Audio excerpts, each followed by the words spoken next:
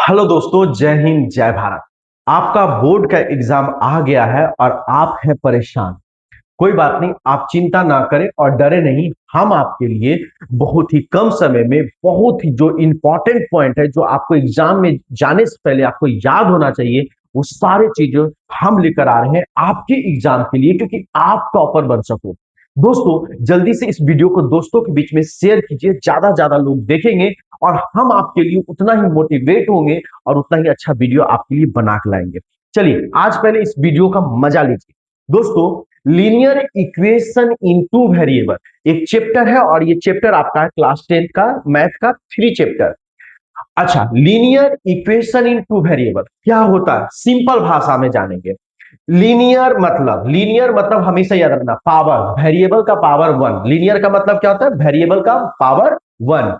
और two variable मतलब x Y Z जो वेरिएबल होता है वो दो होना चाहिए, एक एक्स और एक वाई, तो दो वेरिएबल हो गया। तो सबसे पहले समझते हैं कि लीनियर इक्वेशन इनटू वेरिएबल होता क्या है। बोलते हैं ना कि नाम में क्या रखा है, भाई नाम में ही सब कुछ रखा हुआ है। अगर आप साइंस और मैथ पढ़ते हो तो नाम में ही सब कुछ रखा हुआ है। लीनियर मतलब पावर कितना होना चाहिए, 1। इक्वेशन मतलब इक्वेट कर दिए जीरो के बराबर। इन टू वेरिएबल, एक वेरिएबल ये और एक वेरिएबल ये, यानी सारी बातें लीनियर इक्वेशन इनटू वेरिएबल यहां पे दिख रहा है। लीनियर इक्वेशन इनटू वेरिएबल यहां पर दिख रहा है। स्टैंडर्ड फॉर्म यानी डेफिनेशन की बात करते हैं तो बोलता है any linear equations with two variables x और वाई इज, कोई भी लीनियर इक्वेशन दो वेरिएबल एक्स और वाई के साथ उसका standard form a x plus B y plus c के रूप में ही होता है। A x plus B y plus c के रूप में ही होगा। कंडीशन है where where where A B and C are real number. क्या हो जाएगा बच्चों, A B and C are real number, but A does not equals to zero and B does not equals to zero. दोस्तों, ऐसा क्यों? अगर इस equation में ए जीरो हो जाएगा तो ये इक्वेशन कुछ ऐसा बनेगा, zero into x plus B y plus C is equals to zero. दोस्तों, जीरो इंटू एक्स मतलब ये टोटल टर्म क्या हो गया, जीरो। तो ये टोटल टर्म अगर जीरो हो गया तो बचा क्या, एक वेरिएबल बचा। कौन बचा, सिर्फ और सिर्फ एक ही वेरिएबल बचा और ये वाई हो गया। तो जो इसका नाम था वो नाम तो रहा ही नहीं, linear equation in two variable नहीं रहा, खत्म हो गया। तो कंडीशन क्या है कि एक्स और वाई तो हमारा वेरिएबल है, but A B and C are real number. तो रियल नंबर में तो जीरो भी आता है, लेकिन कंडीशन ये डाला गया है, a does not equals to zero, B does not equals to zero. तब कहोगे सर सी के बारे में आप क्या कहेंगे, सी जीरो भी हो सकता है, कोई भी रियल नंबर, क्योंकि सी के कारण हमारा कोई भी परिवर्तन यहां पे नहीं होने वाला है। दोस्तों, आपको यहां पर सिर्फ याद रखना है standard form of linear equation, A x plus B y plus C is equals to zero, where A B and C are real number, A does not equals to zero, B does not equals to zero. अगर ये दोनों में से कोई भी एक zero हो जाएगा तो लीनियर इक्वेशन तो रहेगा लेकिन टू वेरिएबल नहीं रहेगा। तो हमारा जो एजम्पशन है, हमने जो डिफाइन किया linear equation in two variable को, वही खत्म हो जाएगा। अब हमें जो पढ़ना है पेयर ऑफ इक्वेशंस। पेयर मतलब क्या, दो। पेयर मतलब क्या होता है, दो। तो ये एक पहला लीनियर इक्वेशन है, a one x plus b one y plus c one is equal to zero. ये दूसरा है a two x b two y plus c two is equal to zero. अब अगर linear equation pair of linear equations होगा तभी हम इसका solution निकाल सकते हैं। ध्यान से सुनिए, जब pair of linear equation in two variable होगा तो दो इक्वेशन चाहिए, तभी हम इसका सॉल्यूशन निकाल सकते हैं।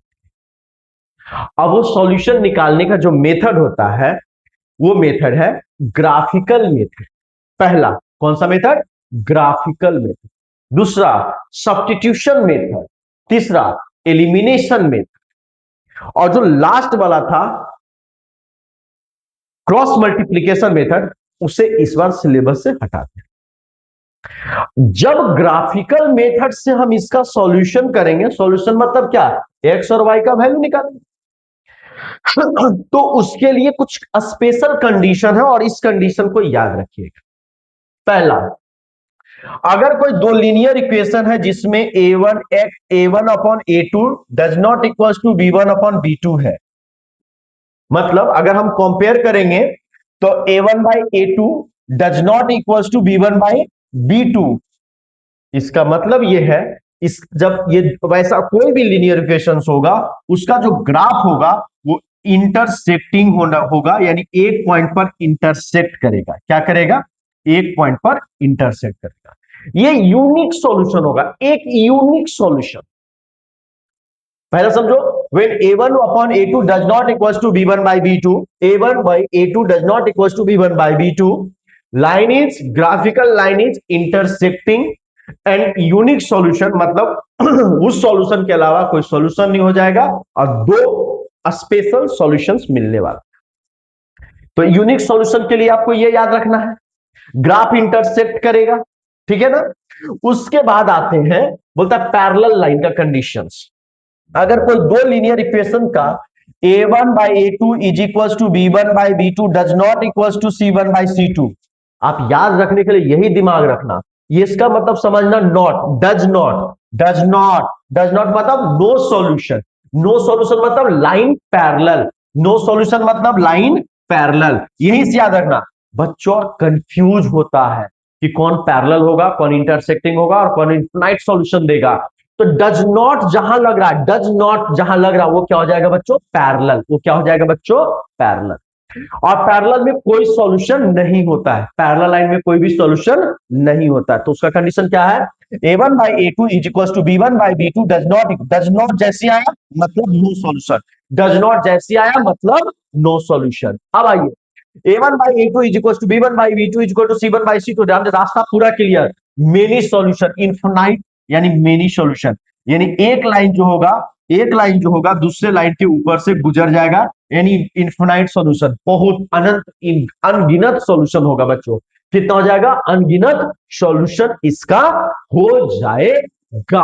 अगर आप इतनी बातों को याद रखते हो तो इस चैप्टर से बहुत आसानी से आप कोई भी क्वेश्चन को बना सकते हो। दोस्तों, अगर आपके पास वीडियो पहुंच रहा है और आपको अच्छा लग रहा है तो प्लीज शेयर कीजिए। जैसे आपको अच्छा नंबर चाहिए वैसे मेरे को भी ज्यादा ज्यादा लोग, अगर मेरे पढ़ाया हुआ कंटेंट को ज्यादा से ज्यादा लोग देखेंगे तो मुझे खुशी होगी। तो जल्दी से शेयर कीजिए, सब्सक्राइब कीजिए और लाइक दम भर कीजिए। थैंक यू, जय हिंद, जय भारत।